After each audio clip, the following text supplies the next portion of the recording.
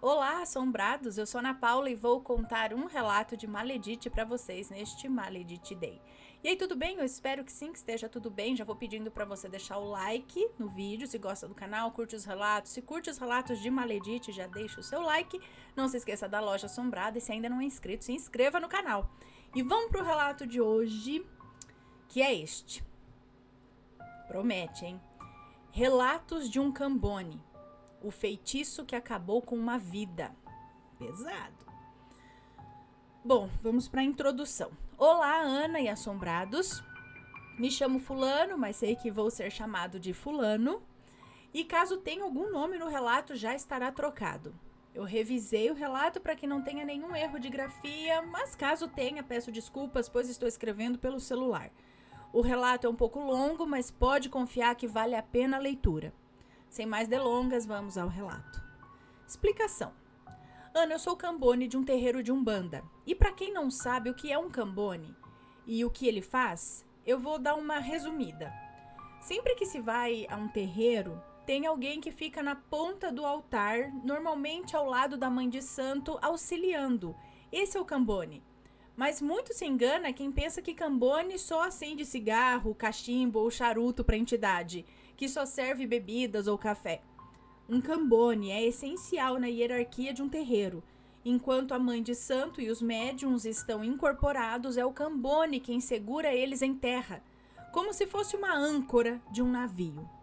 E fora as giras da semana, também atuam em trabalhos particulares, sejam eles amorosos, de cura ou destruição.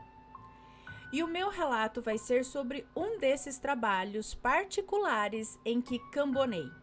Eu tenho muitos relatos sobre esses trabalhos, se gostarem posso trazer mais. Bom, primeira etapa do trabalho. Ana, com pouco tempo de cambone, uns 2 meses apenas, eu fui testado no que a minha mãe de santo chama de prova de fogo, que no caso seria um trabalho muito delicado em que ela veria se eu estava realmente pronto para tudo ou não.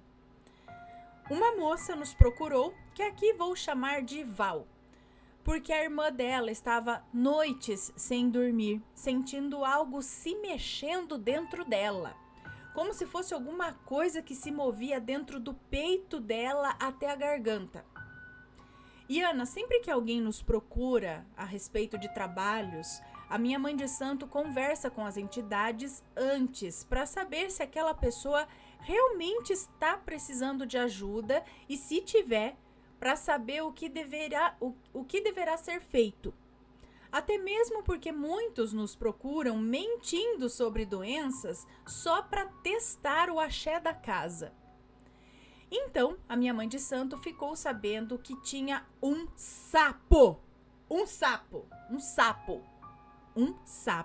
correndo dentro da irmã da Val, que vou chamar aqui de Maria, para ficar mais fácil o entendimento. E que teria que ser um trabalho de urgência, pois a vida dela estava em risco. Eu, que estava em casa, deitado, assistindo os relatos, me assustei com uma ligação da minha mãe de santo, porque quando ela liga eu já sei que é coisa séria. Era em torno de umas 5 da tarde e ela me chamou de emergência para ir para o terreiro. Chegando lá, a Val e a Maria não haviam chegado ainda. Então, aprontamos tudo e ficamos aguardando as duas, aguardando por ela. Ana, quando elas chegaram, era perceptível a dor que a Maria estava sentindo. Ela tinha em torno de uns 60 anos de idade, mas estava aparentando ser muito mais velha. Ela estava completamente destruída, como alguém que está em um leito de hospital em estado terminal. Ela conseguia andar e falar normalmente, mas na maioria das vezes ficava assim agonizando por conta do sapo que andava dentro dela. Com tudo pronto, nós começamos o trabalho. Logo, minha mãe de santo recebeu a preta velha chefe da casa e ela falou tudo o que elas queriam saber a respeito do feitiço, pois era um feitiço que tinham feito para Maria Ana, sempre no começo dos trabalhos, vem a chefe da casa para dar maiores explicações e outra entidade para fazer o trabalho. Ela disse que como o marido da Maria traía muito ela com algumas prostitutas de cabaré, de bordel, consequentemente a Maria ficava sabendo e ia atrás de um acerto de contas com essas mulheres. Uma delas se enfureceu e fez o que fez para Maria. Mais especificamente, foi um trabalho arriado dentro de um cemitério, que era para levar a Maria para o túmulo em menos de 7 dias. E Ana, tem trabalhos que, se feitos da maneira correta, em até 24 horas se leva alguém ao túmulo. Então a preta velha disse onde estava enterrado, que era para depois do trabalho a mãe de santo ir desenterrar.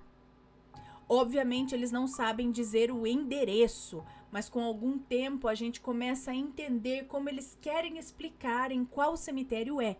Eles apontam o lado para qual é e descrevem mais ou menos como é.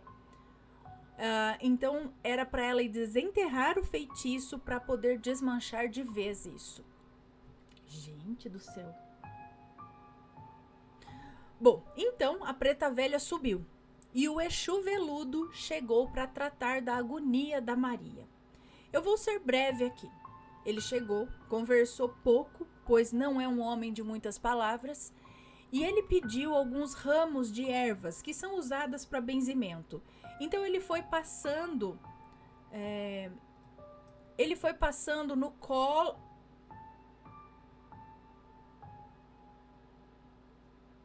No colo do útero? Não dá?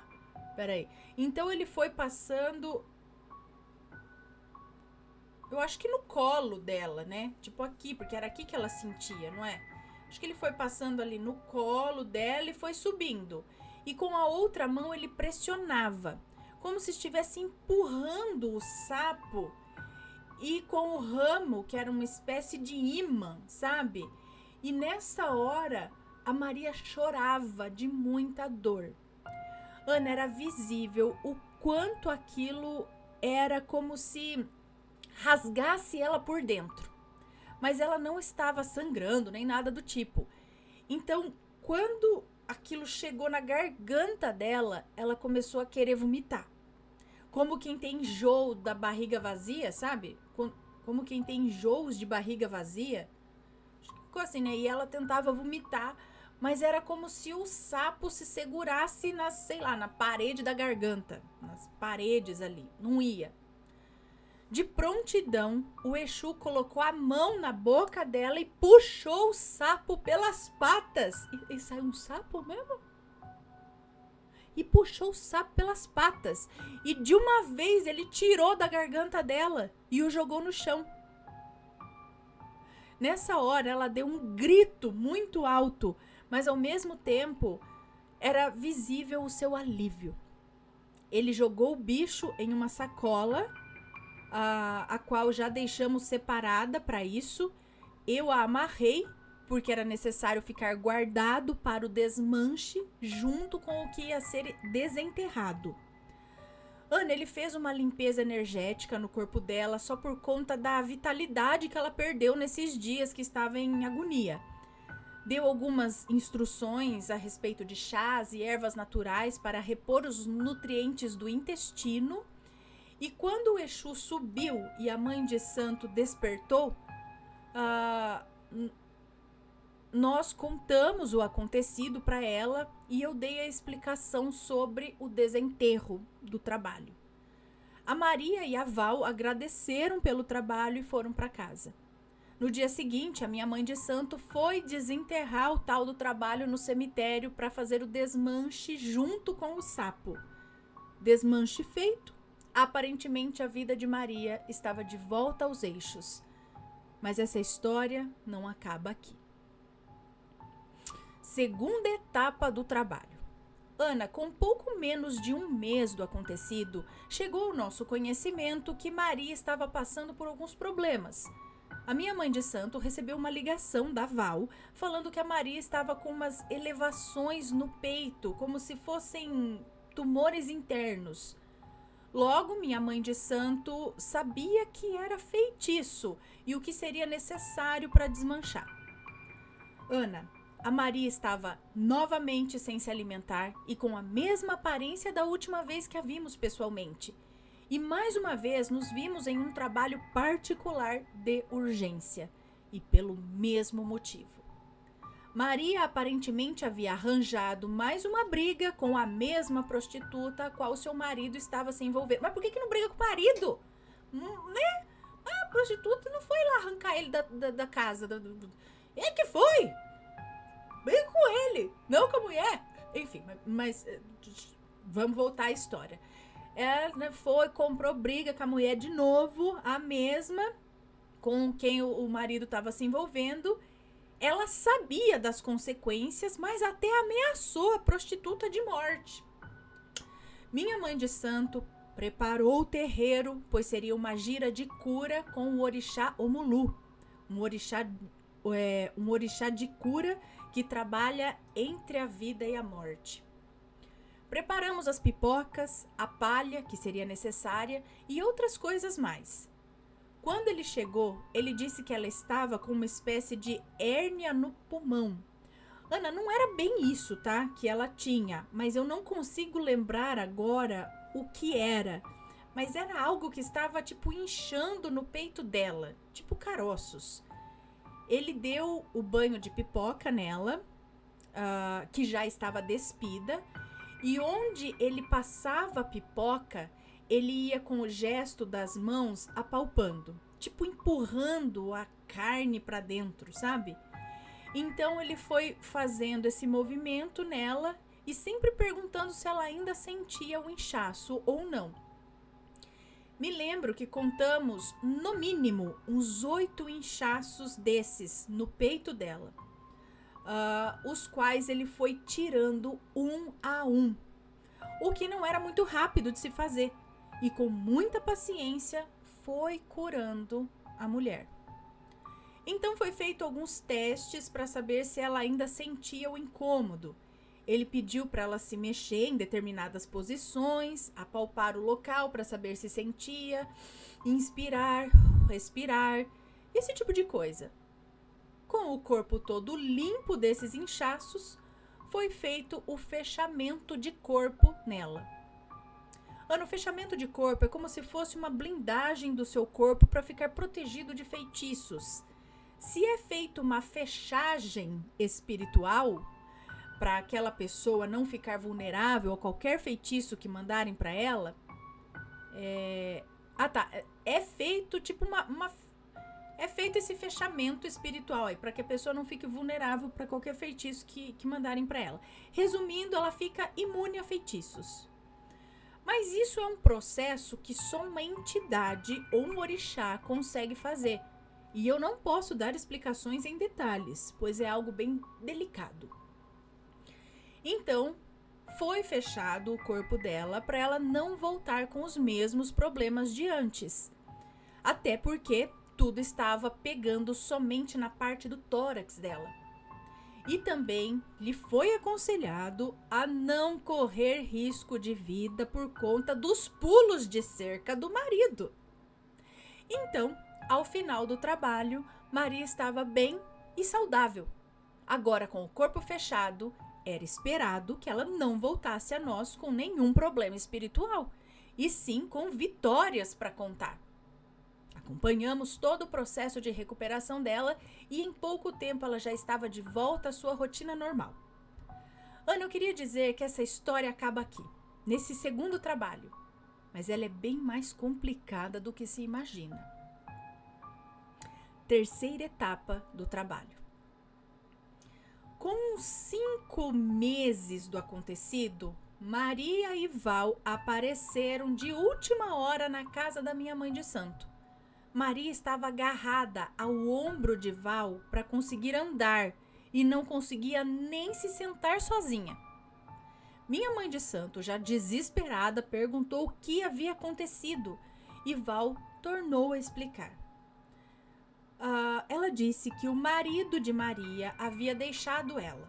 Largou a casa, largou os filhos e foi morar com a tal da moça. O que chegou ao nosso conhecimento foi que essa moça fez uma amarração para ele, pois sabia do dinheiro que ele tinha e seria lucro para ela deixar a vida de bordel para ser sustentada por ele. Maledite. Maria ficou arrasada e foi tomar satisfações na casa que ele havia alugado para os dois morarem, que no caso não era distante da casa onde Maria morava. Chegando lá, já foi recebida com palavrões e gritaria pela prostituta.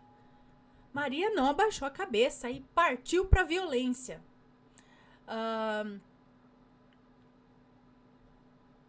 Ela tentou apunhalar a mulher, é isso?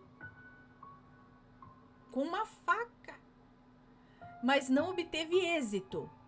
A moça, então, a jogou, a arrastou para o meio da rua, a jogou no chão, foi aquele fuá, e disse rispidamente que ela iria se arrepender de ter procurado confusão com ela novamente.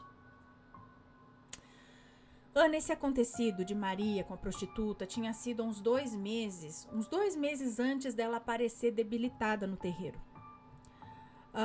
Com pouco tempo do acontecido, Maria estava se sentindo muito mal. Procurou um médico e ele disse que era uma crise de labirintite que Maria tinha.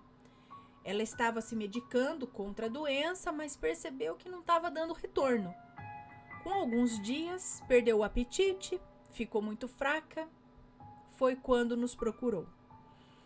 Se naquelas outras 2 vezes ela já estava debilitada, dessa vez ela estava com a aparência de alguém que já havia morrido. Sua bochecha estava seca, seu pescoço estava tão fino quanto o seu pulso. Ela estava tão magra que não conseguia se sustentar sozinha. Logo caía caso ficasse em pé. Ela repetia várias e várias vezes que estava pronta para morrer. Mas a minha mãe de santo insistia em dizer para ela tirar isso da cabeça e focar no seu bem-estar, que nós iríamos dar um jeito. Então minha mãe de santo sabia o que seria necessário e dessa vez chamou um médium da casa para auxiliar junto comigo. Vou chamá-lo aqui de João, pois eu sozinho seria muito puxado. Tivemos que deixar ela na casa da minha mãe de santo enquanto a gira começava, pois ela não estava em condições de acompanhar o começo da gira. Iríamos trazer ela somente na hora que fosse ser feita a cura. 2 entidades que baixaram primeiro deram maiores explicações para nós. Disseram que Maria estava com um tumor no cérebro, que era algo terminal e que ela não estava com muito tempo de vida. E que a própria Maria já havia desistido e perdido a sua fé. Deram a alternativa dela ir para casa e ter uma partida tranquila, ou ela confiar na espiritualidade e ter uma vida serena. Quem decidiu foi a irmã dela, a Val. Já que Maria não estava presente, né? E obviamente a Val escolheu a segunda alternativa. Foi dito, então, que antes disso haviam feito algo para o estômago dela. Mas como o corpo estava fechado, não teve efeito nenhum. Então jogaram o feitiço na cabeça. Pois quando se fecha o corpo, não se fecha a cabeça. Pois na espiritualidade é considerado algo sagrado. É onde estão o nosso terceiro olho e o nosso anjo da guarda e orixás. Quando a preta velha, que realizaria o trabalho, chegou, o João trouxe a Maria nos braços e a colocou na cadeira. A preta velha, muito melancólica, sentia pena do estado em que a Maria se encontrava e perguntou por que ela estava tão sem esperanças pela vida. E Maria, com a voz embargada, disse que estava cansada de lutar e que estava pronta para morrer. Então logo a preta velha refutou, dizendo que ia tirar ela dessa luta toda. O trabalho foi muito emocionante. Foi feita uma limpeza com rosas brancas e algumas outras ervas e feito o fechamento de cabeça. Como ela já tinha 60 anos, não tinha muito o que se pensar. Tivemos que fechar a cabeça para impedir que retornasse os trabalhos. Para impedir que retornassem os mesmos problemas. Ana, nós estávamos a todo vapor, fazendo o que podíamos, mas era perceptível que Maria não estava mais tão crente quanto antes. Ela já havia desistido. Mas fizemos tudo com muito amor e esperança na melhora de Maria. No fim do trabalho, fizemos a finalização da mesa de cura e a mãe de santo despertou. Logo deu um beijo na testa de Maria e disse que tudo ficaria bem e que ela confiasse nos orixás e em Deus, que tudo iria voltar aos eixos. Era mais ou menos 10 horas da noite quando acabou. A gente foi para casa e o filho da Val buscou a Maria e ela para ir para casa também. Ana, com algumas semanas do trabalho, a minha mãe de santo me ligou de coração partido, chorando, dizendo que na madrugada anterior Maria havia ido à emergência do hospital de última hora com um cansaço pulmonar. Chegando lá, foi colocada nos aparelhos, mas já era tarde demais. Maria faleceu. Eu, é claro, fiquei em choque e a minha mãe de santo estava muito abalada. O terreiro entrou em luto por 7 dias e minha mãe de santo soube que Maria havia feito a partida em paz e tranquila e que já havia deixado o plano físico. Encerramento disso tudo. Ana, esse aqui é um relato bem triste para mim, que durante 3 trabalhos busquei ver a melhora dela da melhor maneira possível, mas nem sempre o que a gente pretende acontece. Maria estava cansada da sua luta, que não acabava, e o seu corpo estava muito cansado. Eu espero que tenham gostado do relato e aprendido um pouco sobre como o mundo espiritual pode ser perigoso para aqueles que só pretendem fazer o mal com o uso dele. Mas essa história não se encerrou assim. Val nos procurou para devolver toda a dor que ela sofreu a quem causou isso, a sua irmã. E nós assim fizemos. Mas isso fica para um próximo relato. Um beijo, Ana, e assombrados, axé. Um beijo para você, muito obrigada. E esse é o terceiro relato que eu vejo assim que uma pessoa morre praticamente por conta de feito. Não o terceiro, o segundo. É que me lembrou muito aquele relato aconteceu no terreiro. Que no caso a mulher chegou lá, aconteceu no terreiro, muito inchada. Mas assim também com uma aparência de quem já havia morrido. E se não me engano ali também tinha sido um trabalho que a própria irmã tinha mandado para ela, uma coisa assim. Nesse caso, gente, tudo poderia ser evitado se ela simplesmente tivesse enxergado que o casamento não dava mais, acabou, o cara traiu ela várias vezes, dá tchau e segue a vida. Se ame primeiro, sabe? Não se prenda a outro desse jeito. Acabou com a vida, porque foi querer agarrar, foi querer, sabe? É meu, não. Então, tipo, é pra lá que você quer ir, não quer mais, não tá dando, então vai. Vou seguir o meu pra cá, você segue o seu pra lá, entendeu?